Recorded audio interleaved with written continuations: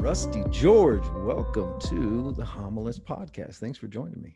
Hey, well, thanks for having me. It's an honor to be here. I am a fan of your show, and I've enjoyed watching it and learning from it and listening to you. And I'm looking forward to this conversation. Well, I appreciate it. I have had some serious geniuses on here. So you're gonna fit. You're gonna fit right in. That'll be excellent. Well, I don't know about that, but thank you. Fit right in. So yeah. So before we started, you were telling me as far as COVID in California, like things are really strange. I mean, as far as church stuff goes, tell us kind of how you're handling some of that, how you're navigating some of the stuff that's going on out there. Yeah, it's a little bit different for us in that we do have a lot of mandates from our governor about when we can meet, when we can't meet, how many people are allowed in a room. He's even come so far as to tell us we can't sing, Mm. which we've not abided by that one, but we do abide by the masks. And we've had, I think at first, a lot of us thought this is all political, this is nonsense, there's no COVID cases. But now it's gone on long enough. We all know somebody who's had it, probably somebody who's died from it. And where we live, our case level is very, very high. So now it's not an issue of, are we bowing to Caesar if we don't meet, those kind of things. Hmm. It's an issue of what's the most loving thing for our community. And, I had a conversation with a guy just about an hour ago, and he made a great comment. He said, the only people that really want to regather in the building are veteran Christians. Mm. No lost person is sitting around at home saying, boy, I sure hope the churches open up again.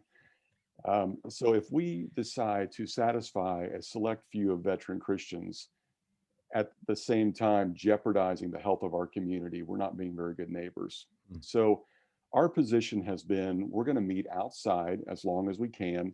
And as we joked about earlier, it's really getting cold here. It's down in the 50s. But we'll be persecuted for Christ. We'll go ahead and meet outdoors, and so far we've been able to do that. But I would anticipate us moving into the building probably in the next few weeks as we get closer to Easter. Right on, right on. Is there something that's going to set that in motion, Yeah, politically, or what's going on? I think once we well, not politically, because they have come out so far as to say that we can gather, but it's going to be limited in the amount of people. Mm. I think once we see the hospital counts start to go down, the more comfortable we'll feel as Gotcha. far as letting people in. Got you. Got you. How important was it that you guys kind of established a position on COVID and what was going on? Was that because for us it was a little bit? I think it was a little bit different. But did you guys just come right out and say, "Hey, here's our position. Here's what we're doing," or did it take a little bit of slalom? You know, it did take a little bit of a slalom. And what we were real careful to do is to not take a position. Mm, We decided to just adhere to what the government was telling us, like everybody else did in the first, few weeks. sure. And so what we did was we just decided to, um, adhere to those government guidelines, not meet for a few weeks. Quarantine was over, and then some churches started to meet, and we just decided to play it safe, play by the rules, and they put us in these tiered systems where there's the purple tier, which is the worst case scenario. Mm, Nobody's allowed to meet anywhere, no dining, movie theaters, right. anything like that.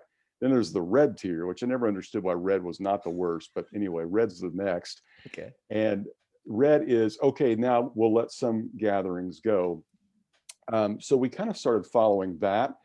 And we were just really clear to our people that we're not going to put anybody in jeopardy.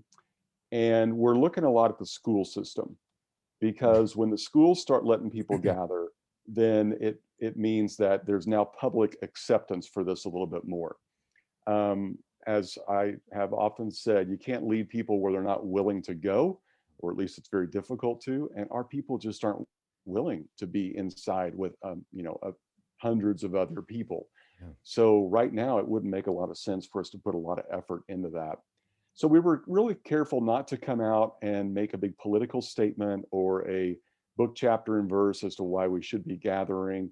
We just kept pushing people to our online experience, which we've been pushing for a few years now. Mm, before this. And since then, we've learned a lot and we've grown a lot in just what we offer online and how we connect with people there. So I think that was our main thing. And the other thing is we never said we were closed. We Mm, just said we were, uh, open online. We'll regather in person eventually, and we'll keep you up to date on that. And that's allowed us to be a little bit fluid in how we communicate and not kind of set hard dates and in the stone, so to speak, where people end up having to be disappointed. yeah. Yeah. I think that's excellent. I think that's excellent. I think it's wise. Excuse me. I think that's really wise. There were a lot of people out of the gates that came out and just, I mean, here's our position, here's what we're doing. And boy, I tell you what, that sent me kind of sailing backwards, thinking, what are we going to do where we are? How are we going to handle this? And um, you could you could kind of tell, and this might be a little bit of a geek subject, but you could kind of tell based on the type A guys that were out there, based on Enneagram numbers, guys who were taking stands with certain things. And I was real quick. Our staff and elders, we talked and we said, hey, listen, here's the thing. Here's the here's the new thing for us. We're not using the C word. Um, for the next 6, 8 weeks. We're not using it. We're not addressing it. We're not going to talk about it. We're going to just continue to plow forward with what we were doing and let this be what it is. And of course, I mean, the mandate for us was very similar to what you guys had going on, that you had to, Yeah. make your group smaller and, different things. And so we had our online portion already going, but that was very similar to what we did. We were like, we're not going to take a position on this just yet. We kind of need to sit back and observe this. And boy, I tell you what, not talking about it during that time when it was just a hot topic to talk about, boy, that I think that saved us a whole lot of stuff. I'll tell you what else we did, Rusty, that was really great is our elders and our staff got together and we said, hey, from this point forward, we're going to pray and fast on Mondays just about unity, because I was seeing so much stuff from so many guys, and you could see how quickly people divided on issues of closing the church. And you've got your militants on both sides, wearing a Mhm. mask, and they're militant, they're coming out on both sides. Yeah. And just praying about that, we had a moment where one of our elders came in, and we've been basically, our whole place has been just completely mask free, just going through doing what we were doing before. I think we were online only for 8 or 10 weeks, Mhm. and then one of our elders showed up and he was wearing a mask. And I had already kind of taken my position of, I'm not doing this. I'm not, just from where I'm at, I'm going to observe this and just sit back. And when he walked in, like, I had to start wrestling with, and he's a good friend. I mean, a good friend of mine. And when he walked in wearing one, I was like, Mm. we're going to need to fast and pray about this, because I can feel my skin rising up, like, I just, and Mhm. it was just kind of but it was good. It was such a good conversation. He and I sat down and Yeah. talked, and I mean, but it was, man, it was a weird time to navigate. Did you see your personality type and, um, maybe kind of your motivation or even your Enneagram number show up in crazy ways during that time, especially in leadership? Yeah, definitely. I'm a 6 on the Enneagram, so I'm a loyalist. So when people decided that they were against our non-positional position, it became very offensive to me. My Mm, personality is an introvert, and so the idea of being stuck at home wasn't that big of a deal for me. And the yeah. extroverts were very, very frustrated. But over time, it obviously begins to kind of to to weigh on you a little bit. I think that it was helpful for us not to take major positions on things, because you think about it, even the greatest experts that we have out there, they were saying at the beginning, we don't know what this is. You Mhm. look at Dr. Fauci, whatever you think about him, he even changed his mind. So none of us went to a course at Ozark on how to navigate a Yeah, right. pandemic. So I think we've all learned a lot about, hey, we can be educated and our minds can change. Everything's not quite as black and white Mm, as you think it is. So let's kind of lean on what is black and white, which is our stance on scripture and what Jesus has said, and we will love our neighbor. And the only commandment he gave us was to love others the way he's loved us. And weaker brother, stronger brother. In some areas, I'll wear a mask. In some areas, I don't really need to, Right. but I'll do whatever it takes to be able to extend that kind of love towards people. And I think that's really helped us. I think the churches that came out really strong one way or the other at the beginning might have had to do a little bit of backtracking, Mm. or probably collected people in their church that all think like them. Oh, that's a good point. Yeah, I remember having a conversation with a guy that I had on my podcast, and I told him, I said, I feel like every time I speak, half of our church is mad. And he said, that's a good thing. And I said, why is that? And he said, because you have a diverse congregation. Huh. I thought, well, that is certainly seeing the glass half full. I hadn't thought about it that way, but Yeah. he's right. I mean, if I can sit in a room and I hear people talk, one side about it, and then another couple come in and talk the passionate other side of it, then I realize we have somehow found ourselves in a position to reach all sides. Yeah. Yeah, that's excellent. Yeah, that's a good point. That's a real good point. When he said that's good, they're mad. Did you say that's because you're an 8 on the Enneagram? Yeah, That's definitely. why. Those eights, they love that, don't they? Oh man, I tell you what, I I land as a 7 on the Enneagram, but I tell you what, Oh, that eight wing over on the side, boy, I tell you, it wants to rise up, it wants to take yeah, over, build a city, start a war. I mean, just that's right. gets out of control. So, Absolutely. speaking of which, Enneagram, this connects over. Shane Wood, who's over at Yeah. Ozark Christian College. I saw him yesterday, and then I saw Michael DeFazio, Yes. which is one of your guys from. He was out there with you for what, 8 or 10 years? I think that's about right. Yeah. Yeah, yeah. We got So you out of Ozark. yeah, yeah. So it was great. It was great. And he said, "Hey, did you connect with Rusty yet?" I said, "No." I said, "I botched up something with my calendar the first go around." I said, "I don't even know what I did. I put it in and I was waiting and I was so excited, and then I got an email and they're like, 'Hey, Rusty, sorry, missed you.'" And I was like, "Miss me? Like where would I even?" And he was just like, "Oh yeah." And I said, "So that's just my fault." So, but we're hooking up tomorrow. We're hooking up tomorrow. So he and I had Yes, a good conversation. He's a good guy, man, and a good teacher. he really is. He is one of our favorite sons, and even though Yeah. he didn't grow up here, we count him as one of ours. He's a good friend, and I love staying in touch with him. And he's doing great work at our alma mater.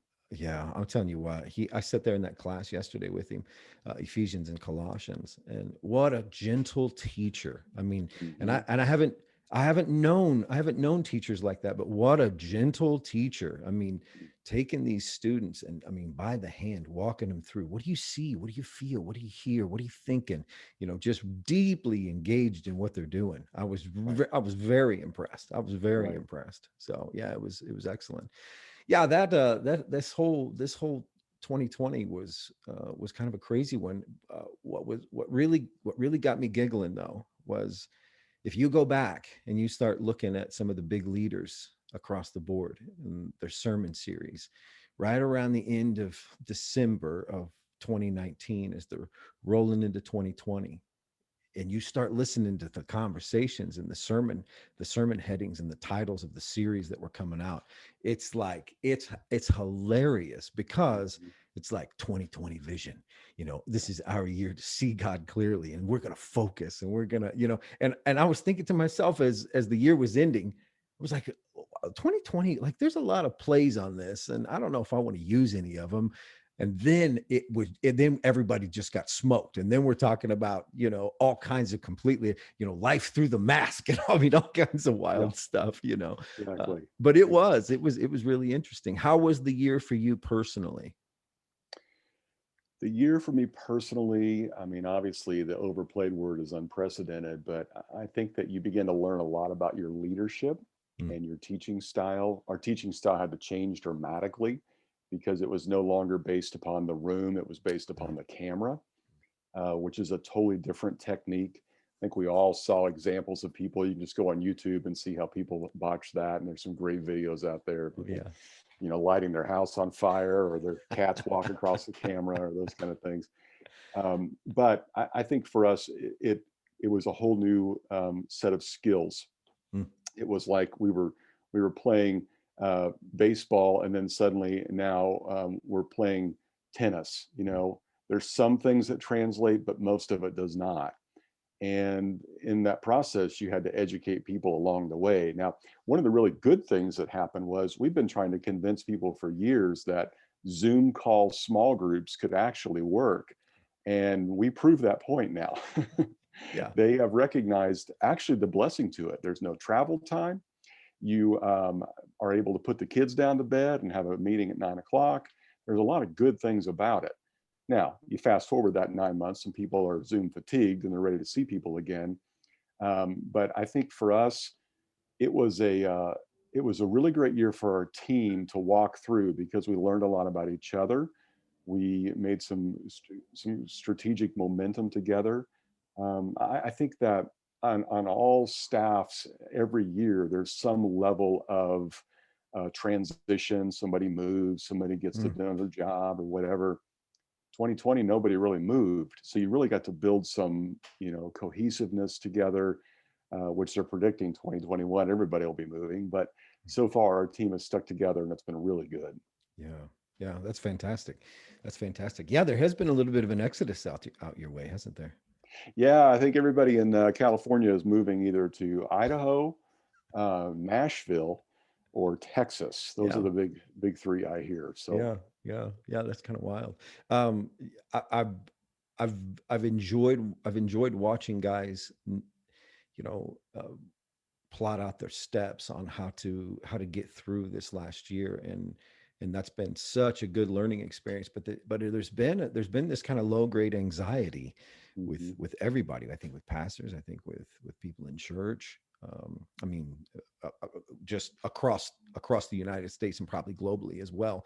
But there's this low grade anxiety, and it's almost like there's a little bit of a schism in how much we trust each other when we see each other. I mean, and Mhm. that awkward, are we shaking hands? Are we hugging like we always have? Are we high fiving? Are we forearm bash? Like, what are we, like, what are we doing here? But Yeah, watching that has been really kind of a strange thing. it I'm, is. it's been just a bizarre time. Hey, I got a few questions for you that I want to kind of get your take on. Because I think probably you've got some really good insights on some of this. But before we do, I want to ask you my one of my favorite questions. What passage of scripture makes you laugh? Like, what passage makes you just all out laugh? Like, that's out of control. Like, I can't believe it's there. You know, I love that question. And I was so excited about this podcast because I don't ever get to talk about this stuff. Right. Nobody wants to talk preaching with me. We talk about so many other things, and people in Sure. your church, it's not a craft for them. They don't care. They just know what you didn't say or what you said wrong. Hmm. Um, I, for me, one of the funniest passages of scripture is at the Transfiguration. And I glanced over this for years until I heard somebody point it out, and I've not stopped laughing since every time I read it. Peter is going on and on about here's what we need to do. We need to build a shelter and we need to set up camp. And basically, we need to keep church camp going all year round. And it says, while he was still speaking, God said, and it's like God just interrupted him. Like, that was so stupid. I'm not even going to let you finish. That's good. That one makes me laugh every time. That's good. Yeah, you do. Isn't it funny? You breeze over stuff. Like, you'll just breeze right. Like, you don't even catch some of the Right. reality of. Yeah, hey. Listen, Enough listen. already. Yeah. Hey, this is what you do. This is. Hey, Jared, just stop flapping your gums. Like, I know you think you got ideas. Like, shut it down. Shut it down. I'm doing something here. Yeah, Yeah. Yeah, that's exactly. good. Yeah, that's a good Uh, one. That's a good one. Yeah, I mean, I've. obviously, there's all the others where, the whole plank in your eye and those Oh kind of yeah. things, and Jesus' repartee with the Syrophoenician woman about the dogs is amusing to Mm. me. But and I think the miniseries, The Chosen, has brought a lot of humor out of some of the things Oh Jesus said, yeah. which I really enjoy.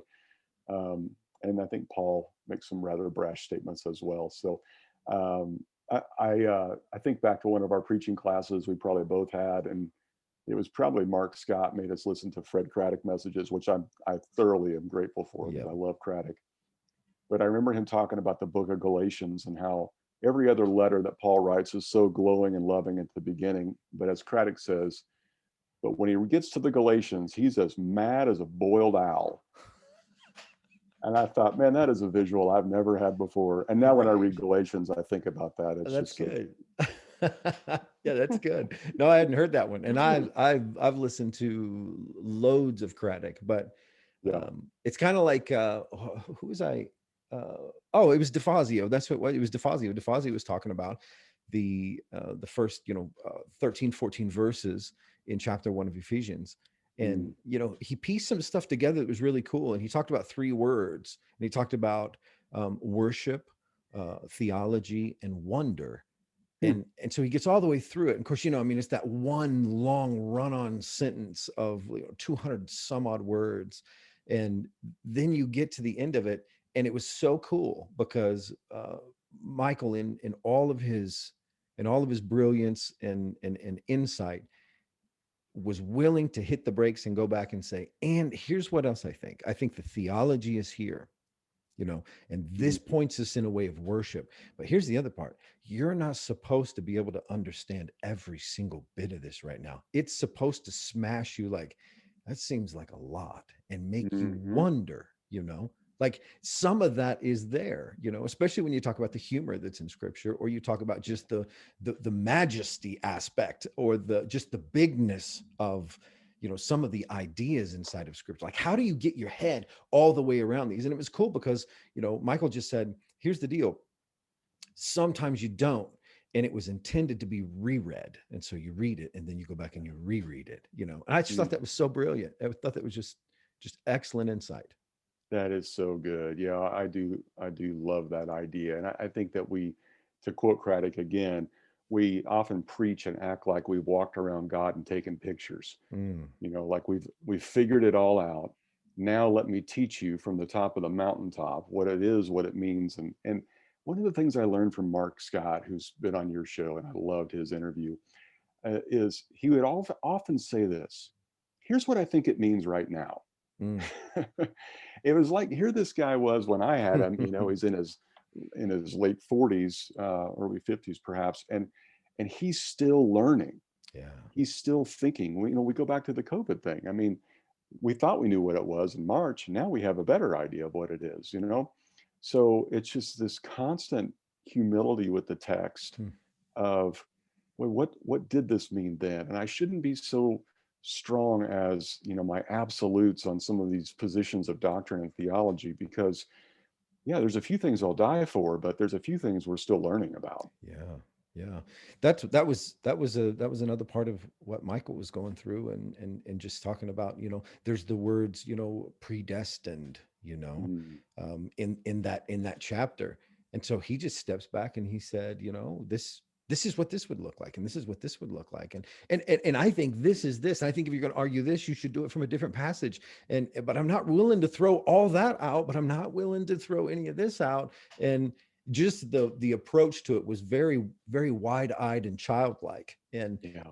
And you think about the people that you admire, at least the people that I admire when it comes to teaching and preaching, it's really the ones that don't show up as if, like what you said, I was just with God, we were sharing, all this, so let me tell you what he's saying. It like, it's not that. The ones that I want, the breathless. I want the Yeah. breathless, coming from, pointing, shaking their head. I mean, looking around like, I can't tell you everything because I don't know everything, but I can tell you this: like, my experience over there with him was like, he told me to shut up. Like he said, like he was like, Yeah. shut up. I was talking too much. And, Yeah. uh, and then he said this, and that's so much more endearing and easy to learn, especially in a world to where everybody is an expert.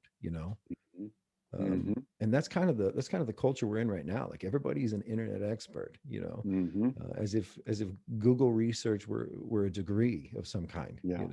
Yeah, exactly. Somebody said online the other day, I think this has made its way around. I'm so thankful that my friends who were biology experts 2 months ago are now Constitution experts Oh today. yeah, that was good. You That's a know, good one. the idea that somehow we've figured it all out because we've just Googled enough things, and certainly with Scripture, we just continue to learn Yeah. and continue to see it in a fresh perspective, which is the beauty of it. Yeah. Well, there's when it comes to the preaching part, excuse me, uh it's really, there's things that you can kind of get your head around, and it can kind of become your thing. We mentioned Shane Wood, Hmm. like he is immersed in the writer John, just immersed in it. And I think he just does a knockout job with painting the pictures that are there. He's passionate about it. Hmm. You think about some of those guys that they just Tommy Nelson. I think about Tommy Nelson down in Denton, Texas. He does a bit on Song of Solomon. uh, Unbelievable. that Yeah. is just phenomenal. And when you hear him talk through it, it's almost like it's an extension of who he is. Hmm. Like it's something that he's poured so much into him that it kind of seeps out. Hmm. With your preaching, what would you say are the things that you just kind of naturally gravitate to, that just kind of show up with you on a fairly regular basis? Well, I think to understand that, you kind of have to understand my journey a little bit, and I'll give you just a touch of that. I grew up in the Midwest, Wichita, Kansas. My parents came to Christ about the time that I came around. Mhm. So I was born. They thought, we have no idea how to be parents. Let's go to church. So they start going to church, and I grew up in the faith with them. And so all they knew to do was just be in church every time the doors were open. So with that came a healthy dose of legalism, of just the, kind of be here, do what you're said, what you're told. I was a firstborn, so I was a rule keeper, and all that kind of stuff. I go off to Bible college, and I, figure out what it takes to excel, and I do my very best. I get a double major, and then I go off to, to work in ministry. Had 9 great years in Lexington, Kentucky at Southland, and had an unbelievable experience there. But I come out here and I start work, in this church that's relatively new, and I just kind of I hit rock bottom just emotionally. Wasn't really sure why, and had a great conversation with a friend of mine, also from the same church I'm from, and also from Ozark, Shane Phillip, who's at the Crossing in Las Vegas. And he told me about an experience he had with a counselor named Dr. John Walker, who I ended up going to see. And John Walker looks at me and he says, "Your problem is you just don't love Jesus." And I said, "What do you mean I don't love Jesus?" And he said, "Because you don't believe he loves you. And we love because he first loved us."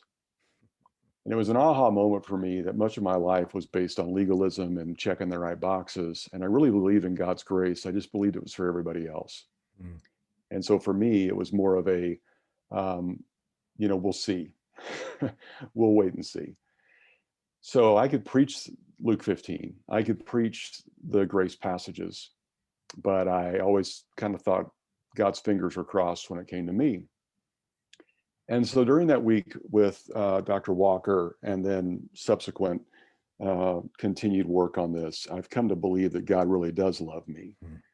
And so I think that what has happened in my preaching is I gravitate towards any passage that reveals the love of God for everybody. And so I do love the Gospel of John because he's the one Jesus loved. And, he gets to sit and hear the heartbeat of Jesus. And then you get into Revelation and you realize this guy thought Jesus forgot about him. And then Jesus shows up again. I just could get emotional thinking about that, Yeah. and how he walks us through that. And to know what he's been through and seeing people in his church killed. And now he's on this prison island and all these things. Then you get into Paul's letters and you hear about, the reckless love of God, even for a sinner of whom I am the worst, as Paul would say. Um, I just see those passages, and it's everything in me not to preach Luke 15 every single week. It's everything in me not to keep referencing, Yeah. Romans, where it says there are now no condemnation for those that are in Christ Jesus. And so I think when it comes to my preaching, it always tends to get to God really loves you. Yeah. I heard, see if I can get this right. Eugene Peterson's son at Peterson's funeral. Did you hear this? Yes. 4 things my dad always said. It's in every book. He fooled you all thinking he had more to say, but God loves you. God is for you. God pursues you, and He's relentless. Yeah. Oh, My dad that should only be. had one sermon. Yep, Yeah. that's right. It Yeah. was so good, and I Yeah. just think that's it. Yeah. And that's the genius of it, isn't it? I mean, that's always the genius of it. It doesn't matter if it's industry or if it's ministry. Like that's Yeah, the genius of it. You got to grab that thing and you got to keep bringing it back to the middle. Like this is the real deal right yeah, here, you know. exactly. That's powerful. Yeah, I appreciate you sharing that. That's a good quote. That's a real good quote. I'd heard that. I think in my I've got a Thursday morning group. I meet with some other pastors, and shortly after Eugene Peterson's funeral, I think our next meeting, one of the guys came and he had shared that, and then I think most recently when I heard it was with you and Carrie Newhoff. Mm, I was listening to your interview with him yeah. on your podcast, um, and that was yeah, that was excellent. That was excellent. Yeah, that's a great thing to fall back on. I mean, if you're gonna have one, I mean, it sure beats it sure beats banging out whether or not we're doing communion right. I mean, that's Should you have unleavened or leavened bread? exactly right. One loaf or That's right. the little chiclets, okay, or yeah, whatever else. I know Hey, it. quick question off that subject just a little bit. How have you been able to do communion? Are you guys using the little portable prepackaged?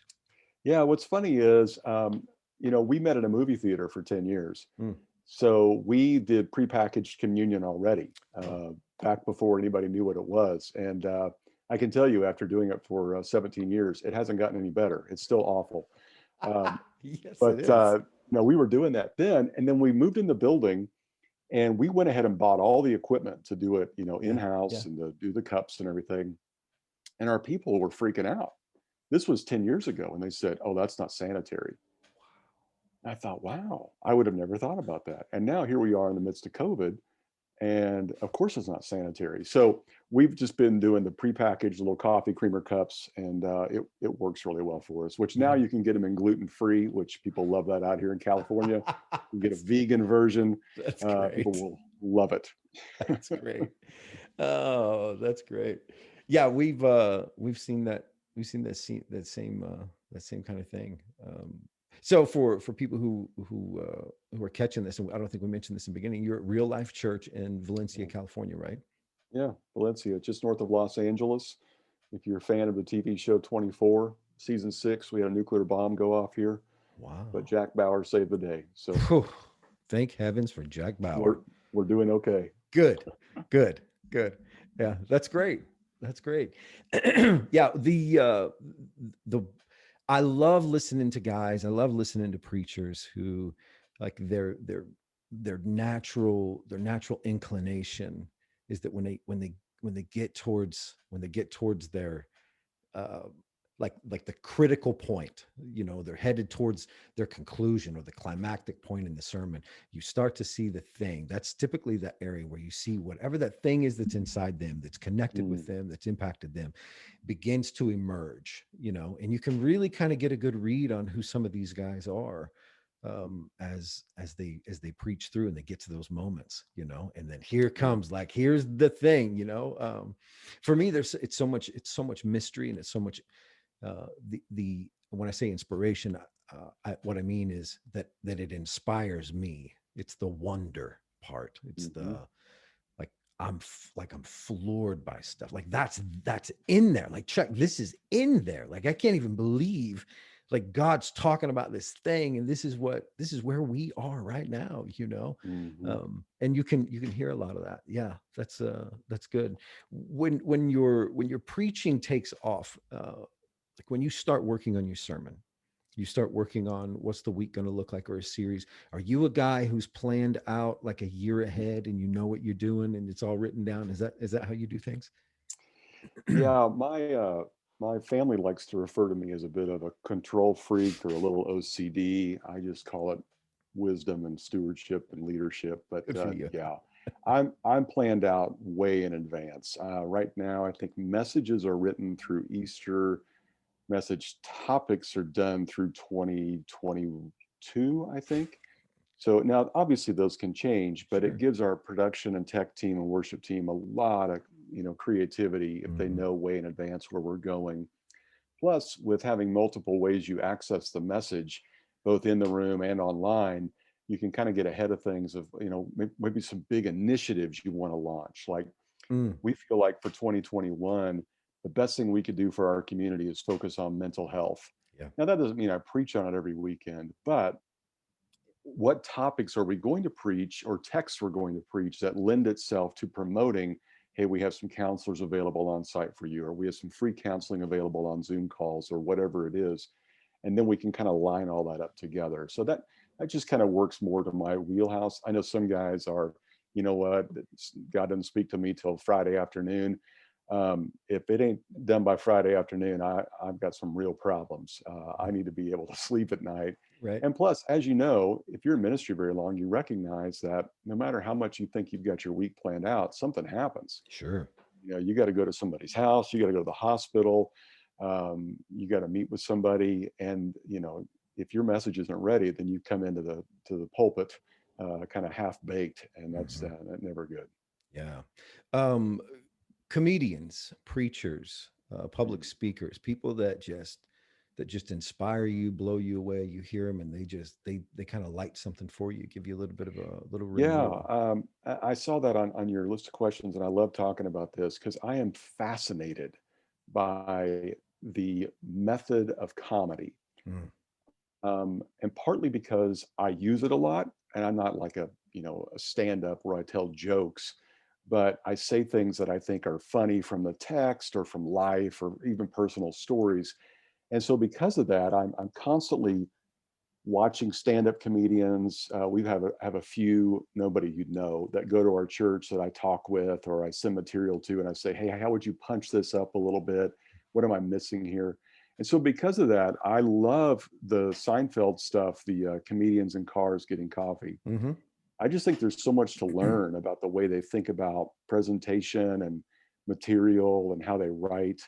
um, the Tim Ferriss podcast. I don't know if you've listened to Sure. Tim Ferriss, but he interviewed Jerry Seinfeld a few months ago, and they talked a lot about the craft of writing jokes. And I thought, this is what I learned in homiletics. Hmm. You sit down with a pad of paper and you make something happen, and then you go back to it, you go back to it, you go back to it. Then I remember learning from Bob Russell, never tell a story from the first time for the first time from the stage. Tell it around the dinner table, then in a car, then with 10 people, and then a staff meeting. Yeah. And you just keep working it, working it, working it until you finally figure out what's the funny point, what's the applicable point. Because you've seen guys that are funny and they can't ever make it serious. Yeah. Then you've seen guys that are serious and they can never make it funny. The art is, as Mark Scott would say, how do you get them to lean their head back in laughter so you can cut their throat later on? Yeah. Such a grotesque It's illustration, but we've never forgotten nope. it. Nope. So Uh, Seinfeld teaches me a lot. His new book is really great. It's just all his material from the last 40 years. But Sebastian Maniscalco, oh gosh, he's great. so funny. His observations of things, and I love that. And I remember learning from Leno, and I'm not a Leno guy. I was always a Letterman guy, but I remember learning from Leno that he would go and record the Tonight Show at 5:30, here West Coast, or on the West Coast, and it would air pre-recorded. And then he'd go out to the comedy clubs late at night with just note cards of jokes and stand up, in front of 30 people and tell jokes and figure out which ones worked for the next night. Oh wow. And I thought, you know what that is? That's supply preaching. Yeah. You Yeah. know, that's working the little country church of two families and learning who you are and your style and what works and what's, because I think we're all our professors when we get out of Bible college. We just preach like Mark Scott or J.K. Jones or Right. Mark Moore. And then we get somewhere and we hit our 30s and we're like, okay, I think I'm figuring out who I am Yeah. and how I teach and what's comfortable for me. And that's a lot of those, getting those repetitions in. So that's big for me. And a few others. Gene Apple. is a guy he's out here on the West Coast, but he's from the Midwest, and I love his teaching.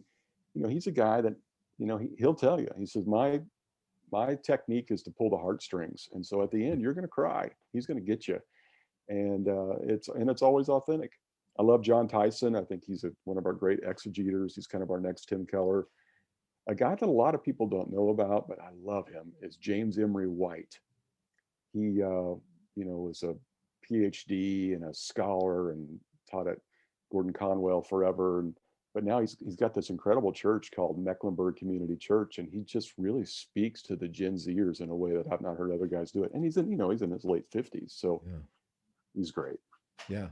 That's yes. Those comedians, the way they write, the way they talk, the way they think, and like you said, the observation thing is always key. Yeah, I you learn, and what's really interesting is if you listen to enough comedians, like what you're talking about, what you'll find yourself doing if you're a public speaker, a preacher, or maybe if you do comedy yourself, or you giving lectures, what you'll find yourself doing is that as you go through and you learn a new thing about observation, or a new thing about comedy, or a new thing about writing, you'll go back and almost reinterpret some of the previous stories, and then you learn, I was trying to fit this story into this format. Like, it doesn't work that way.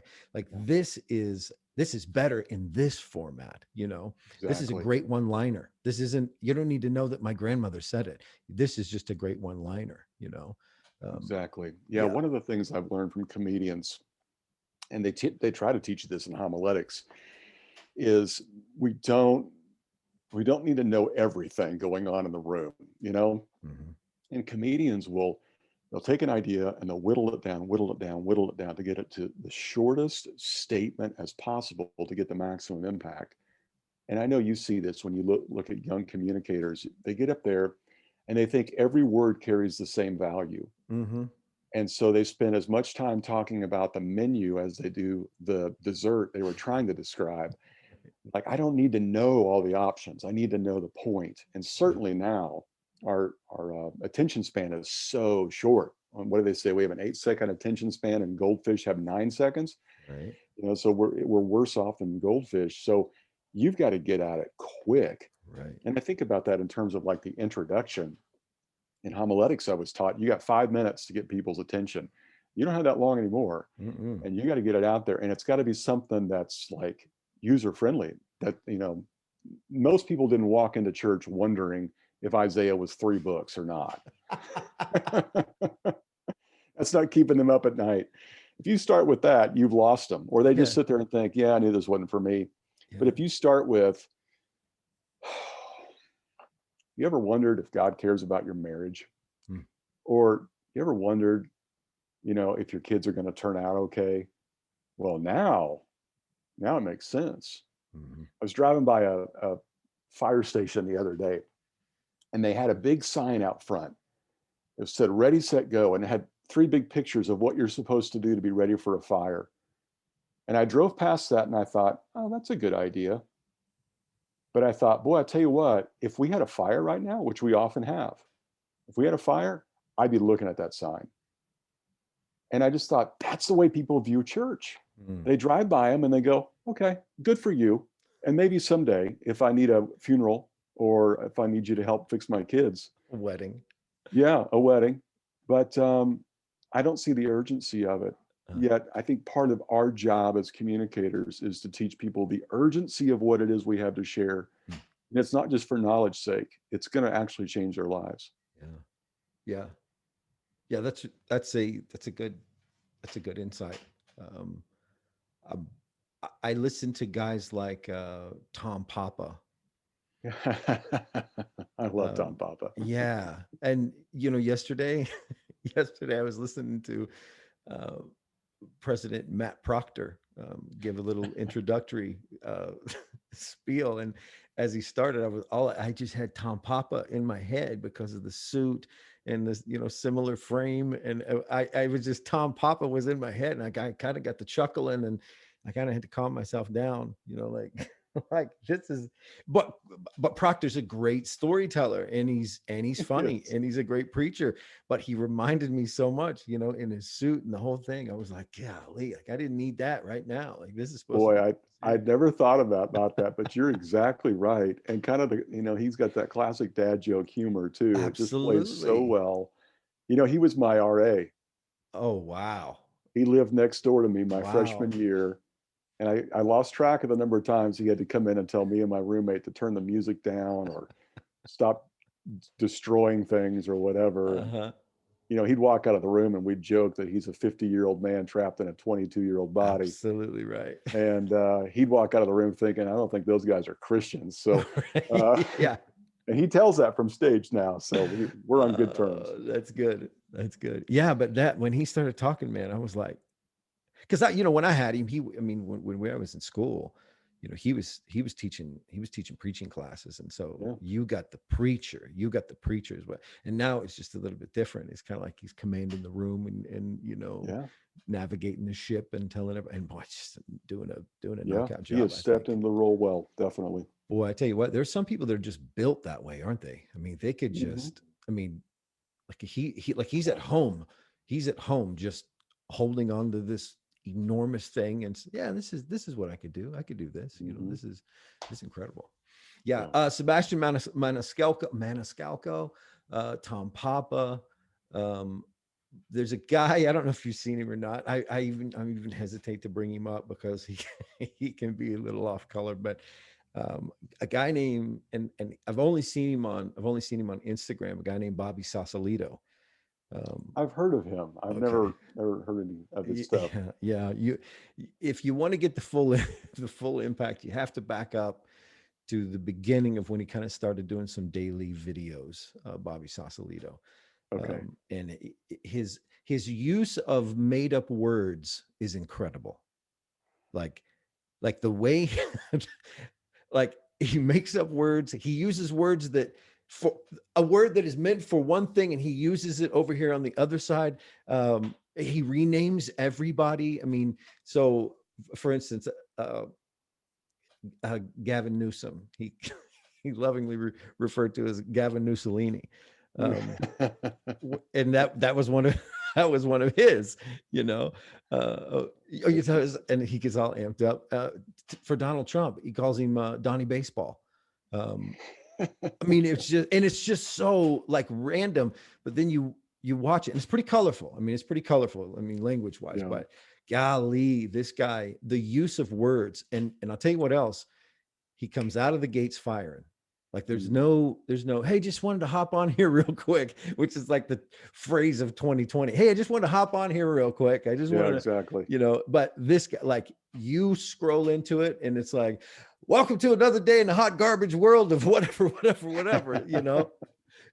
Ron DeSantis is this and this and this, you know, Gavin Mussolini and whoever. I mean, he's just, but his use of words is really, really, really impressive. I tell you, another Yeah. great storyteller, if you can tolerate, if you can tolerate everything that he is Bill Burr. You know, Yeah. another Yeah. good storyteller. But those guys Great are, they storyteller. are. I mean, they are. Hmm. When I was in preaching class, I remember Jim Johnson um, Mm. and Mark Scott both referenced um, Garrison Keeler, Oh yeah. Prairie Home Companion. Hmm. Uh, and I'm telling you what, I listen, and this is the weird part. As a kid, like I would listen to that. Like I would Hmm. when that would come on, I would listen. I'm probably the only 15, 16-year-old kid that's listening to Garrison Keeler because you just got so captivated by the news from Lake Wobegon, where all the women are strong and all the men are strong, the women are good looking, and all the kids are Yeah. about average, and he just goes down this winding trail. And I remember when I took homiletics, I think it must have been just a homiletics class, and they mentioned Garrison Keeler, and I was like, what does Garrison Keeler have to do with preaching? Yeah. And then when they started tying those things together, that's when I started picking up on like storytelling. Hmm. That's what I care about. Like I like the storytelling aspect. I Yeah. want to take you someplace, you know. Yeah. That was so good. How do you define your preaching style? Uh, Well, it certainly is a lot more conversational. When somebody says to me, I felt like you were just talking to me and we were Mm, having a cup of coffee, that's the best compliment I can get. mhm. I think in my early days, I really went after the Craddock style of kind of the, the shock and awe kind of thing, and look at my right hand and then I'll hit you with my left kind of a Mhm. feel.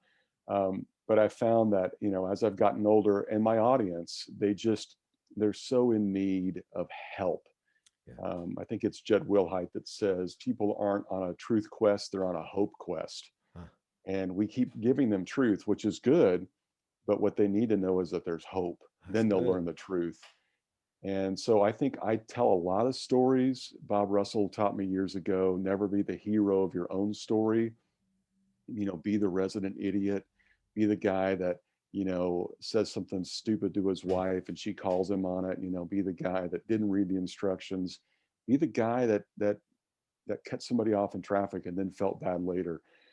Those and if you share those kind of things, it really endears you to your audience, and they realize, oh, if this guy can do it, I can do it. Right. So I think from my perspective, I do love telling stories, um, but I definitely want to, lead with the humor, get to the point, not be the hero, and really at the end of it, that's what's portable. When you think about all the sermons you and I have heard, what do we remember?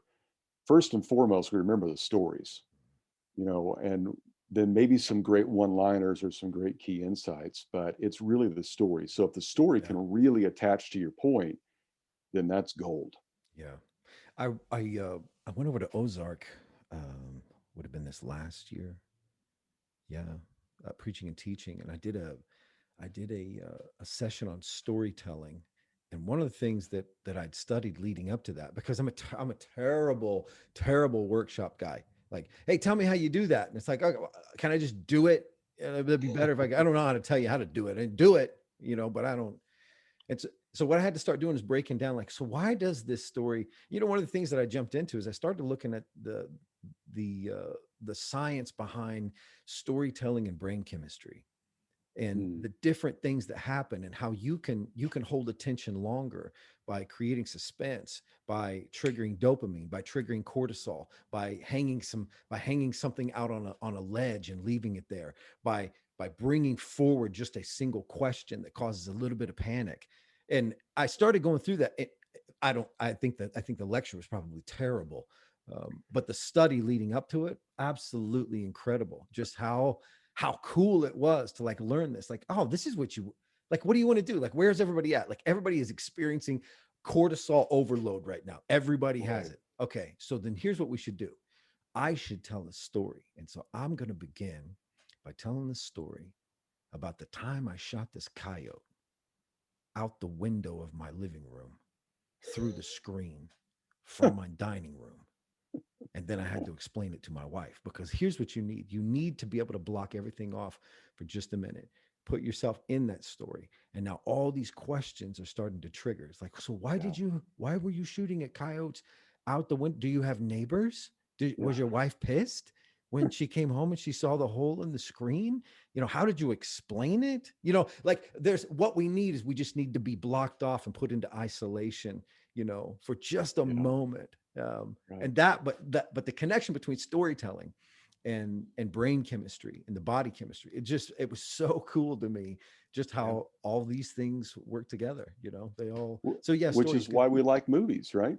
Which is why Absolutely. we like television shows or any Absolutely. kind of show, because it takes us away from our normal world, puts us in Mhm. a different situation, and we feel something different, and then we come out of there and go back to life. Yeah, I really like what you said about hope. That's good.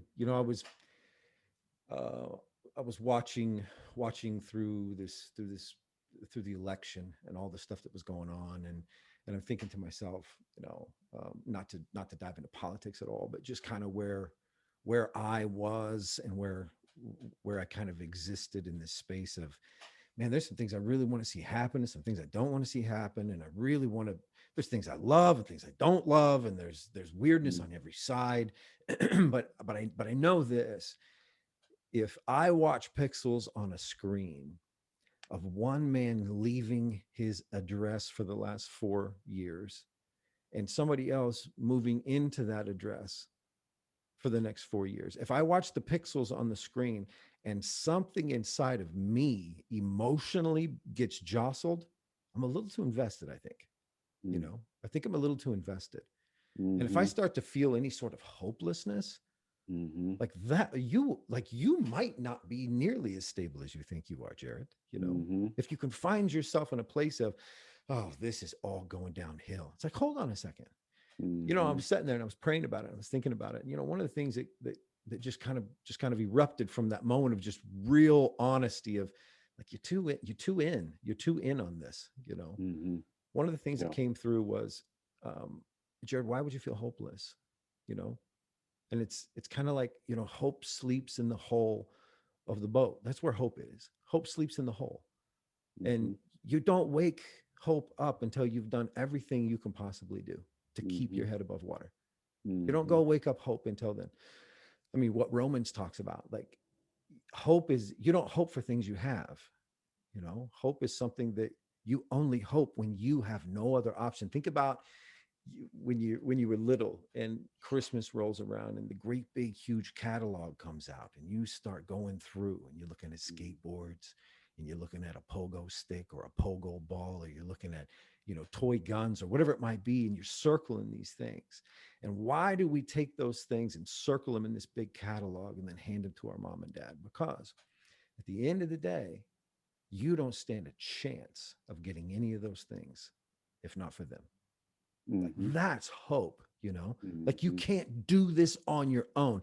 And how many times do I find myself going, I'm hopeless? And it's like, well, are you doing anything? Well, I mean, there's things I can do. I'm not doing it. It's like, that's Mm-hmm. not, you wake hope up when you've battened the freaking sails down, when you've been paddling all night, when you've been praying and screaming and crying. Now go down below and wake up hope. And I promise you, when he comes up out of there, he is going to line somebody out. And then you're going to be in good shape. And that was the thing that really kind of erupted for me. Like hope is built off of, I've done everything I can and now I don't have an option except Yeah, and hope. it's interesting how those disciples, when they do go wake Jesus up, they don't say, "Would you come up and fix this?" They say, "Don't you care if we drown?" Isn't that great? They don't That's even one of my believe he can favorite. do anything about it. That's one of my favorite. No But one's up the there bailing water going, "Hey, maybe we gotta ask Jesus to do this. He seems to be powerful." No, they're going, "Hey, how come Jesus isn't bailing water with us?" what's beautiful is like the next line. Like, they come down with the really heavy-handed, like, do you not care? Yeah, Lord, do you not care? It's kind of like, what kind of guy are you running around with if this guy's napping in the middle and you assume he doesn't? Like, what kind of person are you to begin with? Like, like, he picked you and like you're hanging with, and you're like, don't you care? This yeah, guy's not helping, he's not rowing, he's not even standing up yeah, here being scared with us. He's doing yeah, nothing. Like, this just sucks. And yeah, then he steps out, he scolds the wind and the waves, and yeah. then he turns and he scolds them, and then they sit and they look at each other and go, what kind of guy is this? Who You know, is he? what manner of man is this? It's kind of like that Yeah, is like, that's hope for yeah. me. I appreciate that line so much. I appreciate that you sharing that from Judd Wilhite. That's really good. But for me, that's one of the things the last couple of weeks has been, look, hope is Mm-hmm. in the hull. Hope is down in the stern. It's Mm-hmm. it doesn't just show up for no reason. It's waiting on you to do everything you could do, and then when you Mm-hmm. can't, you go below and you That's shake good. him, because when he comes out, oh, he's going to handle it. And you're going to get scolded too, but he's going to handle it. That's really good. Oh man, that was just really a powerful thing for me. When it comes to preaching, like preaching pitfalls, and you see guys come through, young guys, even older guys, they get in these grooves, or they have a catch in their preaching, or something that's there. What do you see preaching pitfalls for guys? You know, I think the biggest one really is assuming the audience is going to stay with you for the entire time. Mm, And so, we've already talked about you got to hook them early with here's why this matters to you. Because if it doesn't, they're going to start making their grocery list, or now they can just change a channel, or just turn off yeah, the yeah, feed. yeah. Used to be that they were going to sit there out of just pure courtesy. Right. But I think that you have to look at it kind of like a hammock. Mm, Okay. And so people are very dialed in at the beginning. Is this worth my time? And they're very dialed in at the end because they know it's almost over. You know, they're thinking, okay, he's landing the plane here. Let's get your stuff together. But in the middle, you've got to kind of prop it up a few times.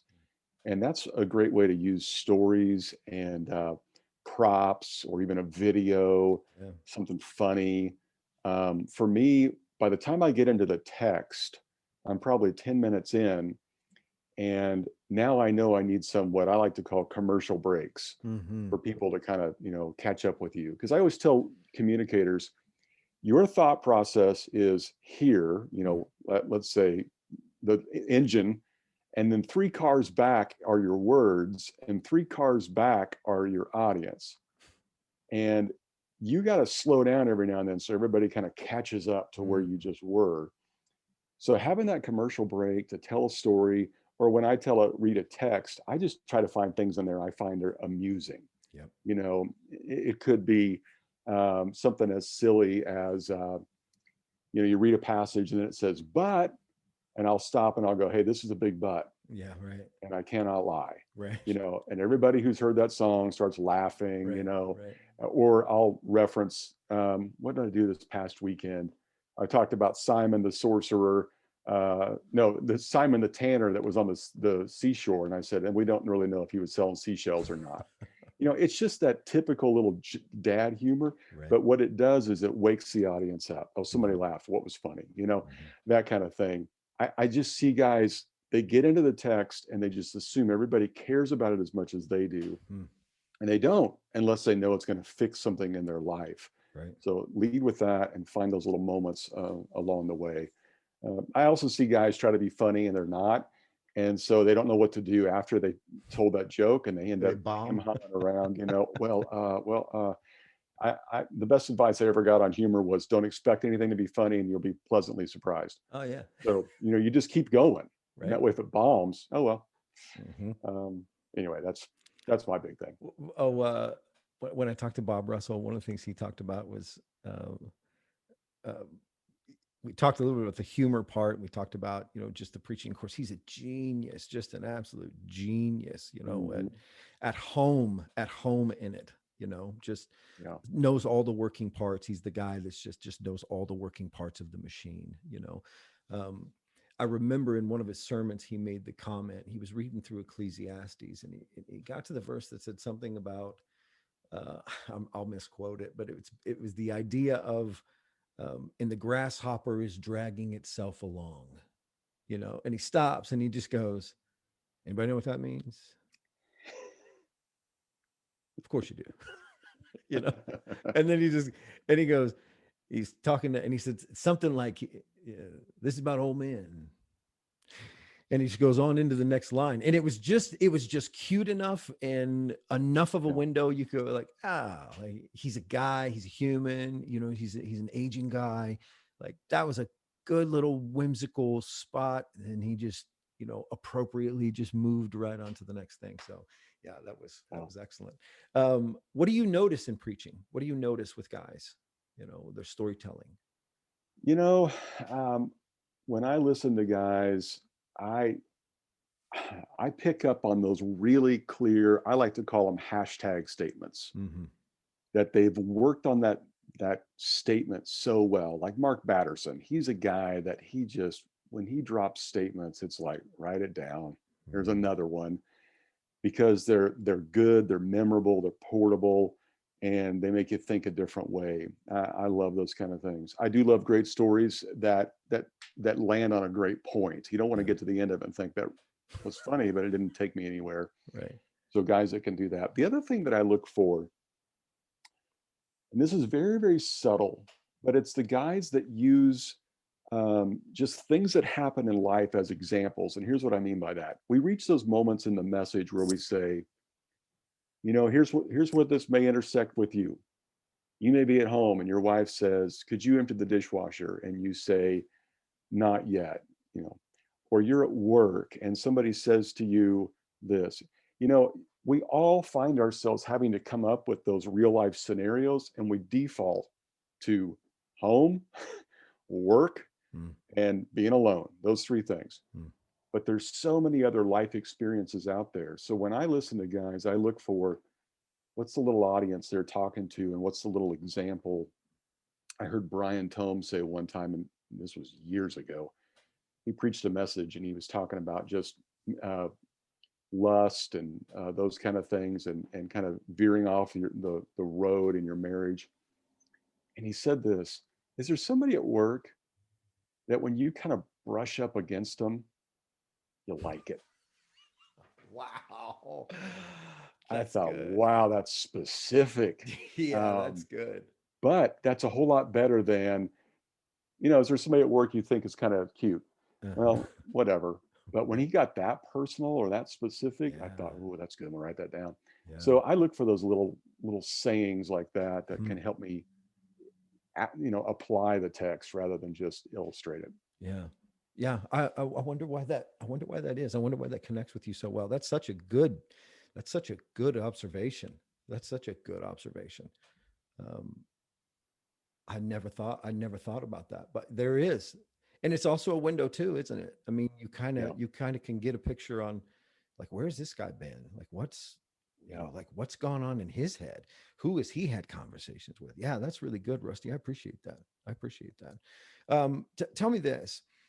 There's a load of fellas out there, and you've experienced some pretty heavy stuff at real life through the last, the last, I mean, was that 2019? Had some really heavy stuff out there, Yeah.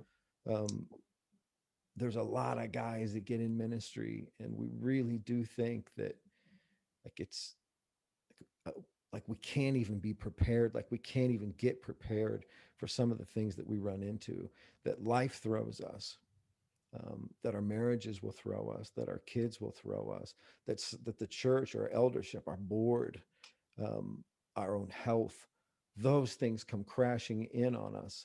And, like, we didn't take a class on any of that stuff. You know, there was nobody, like we were talking about with the pandemic. No one took a class called How to Navigate a Pandemic. You know, and so we get these young guys who, I keep a picture on my desktop of Jared Wilson, Mm. um, and it's been up there for, I don't even know how long. Um, but I keep it on so that it's always there. It's just always on my desktop. And my reason why is because I understand how the anxiety and the depression can take somebody and beat them down to that place to where there's some logic somehow in just trying to just evacuate and get completely away from it and just completely check out.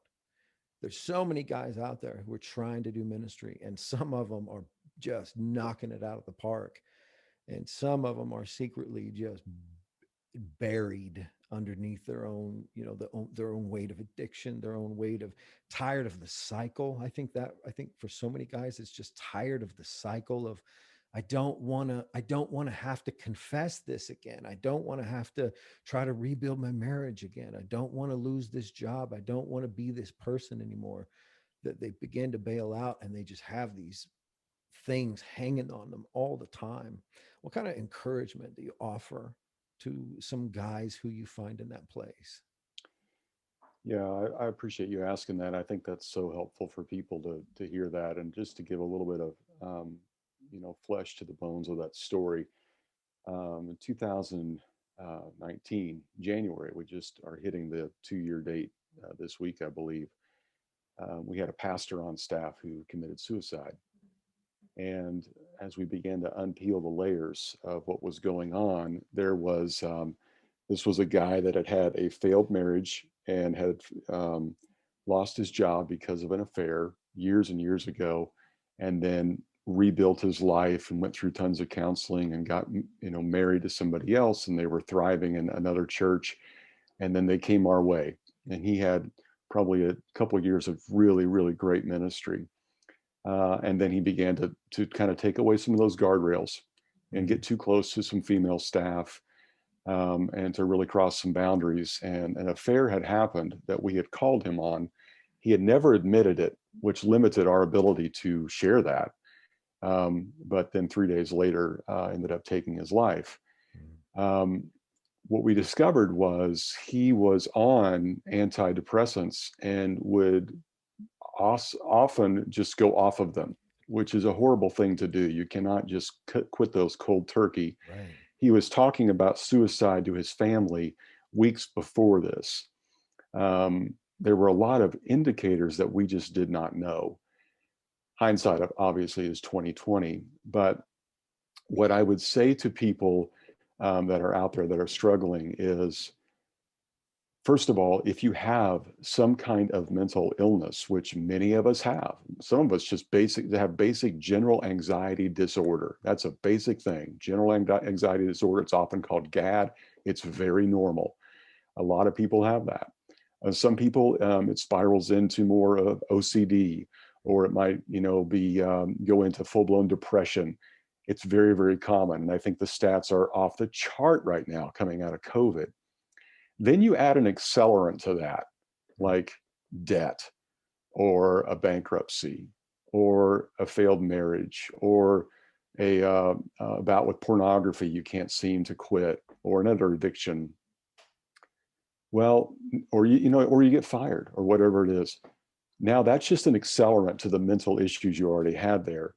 I would say, first of all, you are not alone and you need to talk to somebody about it. Our secrets are what make us sick, and you have got to get out in front of this and just admit, here's where I am, here's how I'm feeling. And I would also tell you, the world is not better off without you. Because when you're in that dark hole, you just tend to think everybody would be a lot happier if I were gone. Can I just tell you, the personal hell that I went through, our church went through, our staff went through, and his widow went through, it was not better that he's gone. Yeah, it would have been really rough if he were to confess the affair and then obviously and not have a job in ministry for a while and have to put his life back together again and all those things. It'd be difficult, but we'd be so glad he's here. There's still times I think I'm going to text him because we had so many shared interests, and he's just not there. And there's a pain. And to top it all off, this was a guy that had mentored a lot of kids, and they find themselves thinking, if he can't make it, how can I make it? And then to top it all off, and in his case, he didn't have kids, but the stats of people that commit suicide, it's very high that they had a parent that committed suicide. And so when you think about that, remember, you're not just hurting your kids, you could be helping them take their life one day. And so you compile all that. Don't let that guilt you out. Talk to somebody, go get help, get some medication. And then for those of you who are dealing with the loss of somebody or trying to lead your church through a difficult crisis that you're going through right now, you got to take care of you. Because if you're not healthy, it's the whole, you got to put your mask on first in the plane before you take care of the person next to you. And for me, there's an old David Crowder song that there's a refrain in the bridge of it where he just says over and over again, well, it's just you and me here now. Only you and me here now. And just goes on and on and on. And I think about that so often because there are those moments you think, God, it's just you and me. And I remember saying to a mentor of mine, a guy named Mike Bro, who's out here with us, and he's a teaching pastor for us. He's just a sage. I looked at him the day after the suicide, and I said, "Man, I sure wish I had a job mowing grass." And he looked at me and he goes, "But then who would do this?" Wow. I said, "Don't you put that on me, Mike, bro. You can't do that to me." Yeah. And he said, you're equipped to do this. All your years of getting close to God, of understanding his love for you, of it's just you and me here now, Yeah. of the team that he's put around you, the wife that he's put by your side, the people that are going to stand by you. Yeah, there'll be people that don't understand and they'll leave or they'll accuse you or they'll blame you, but you can do this and we're going to walk through it together. And he was right. And we're different people because of it, but it's made us have a tremendous outreach in our community for people that struggle with that Yeah. because we continue to be the church that deals with real issues. Yeah. Oftentimes somebody will come in the office and want to talk about something, some tragedy that's kind of befallen them, and um, partly due to, I think, my own Enneagram uh, number and just personality. I always get really excited when somebody is taking their jacked up issue and trying their best to pull it out of that pull it out of that dark place and try to air it out for the first time. Mm. And one of the things I always say is like, here's the deal. Like every bad thing that happens to us, everything that we go through, that we experience that's tragic and we don't have great answers for it, like it's a key. Like it's a key around your neck. And you just wear these things. And some of us have a lot of them. But here's the deal: if we continue to wear it and we keep it in front of us and we keep it out there in the open, and we're able to just not wrestle with it alone, but hold on to it, inevitably, what God ends up doing is He brings somebody up, He brings somebody along in our path who has a lock that they can't get undone.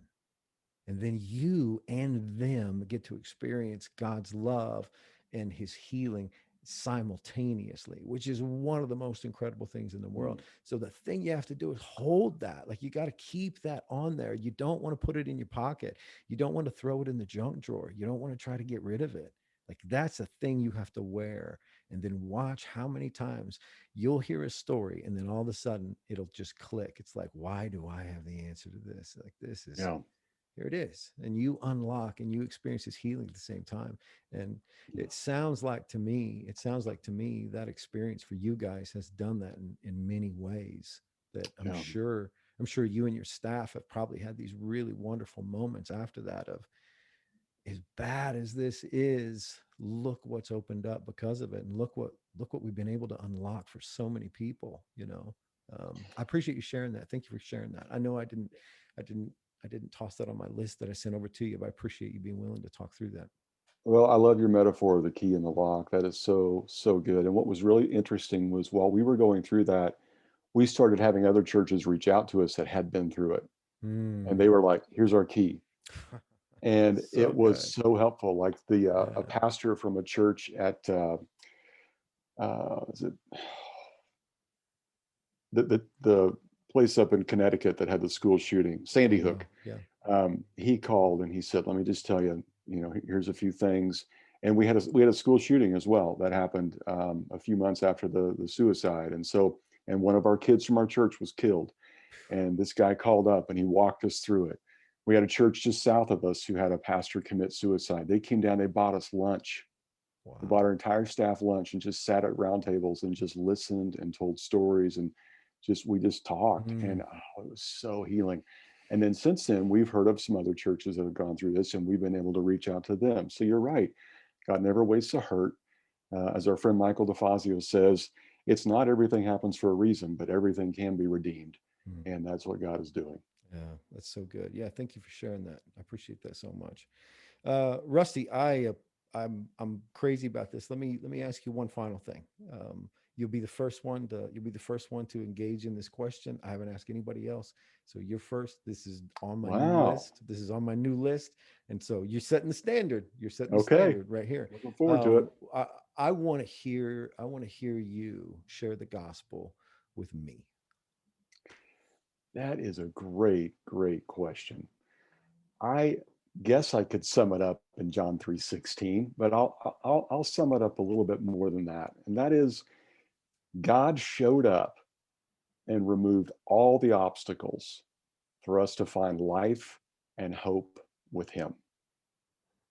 And the way I would detail that is Jesus said, I've come that you may have life and have it abundantly.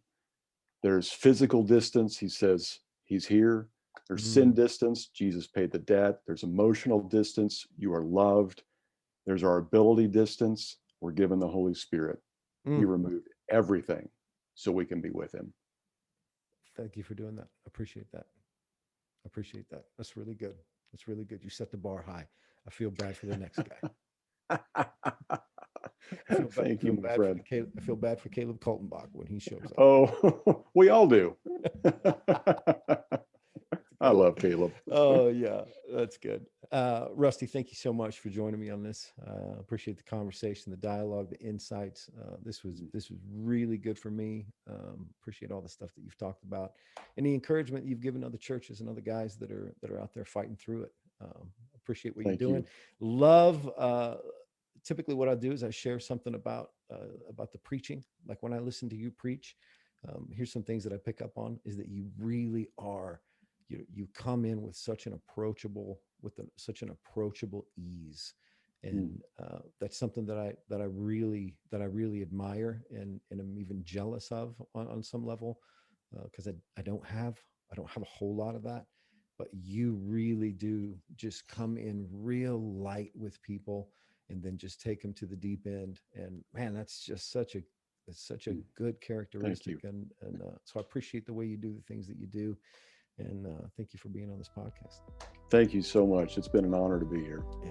Well, hey, I'll let you get back to it, and hopefully we can connect another time. Thank you.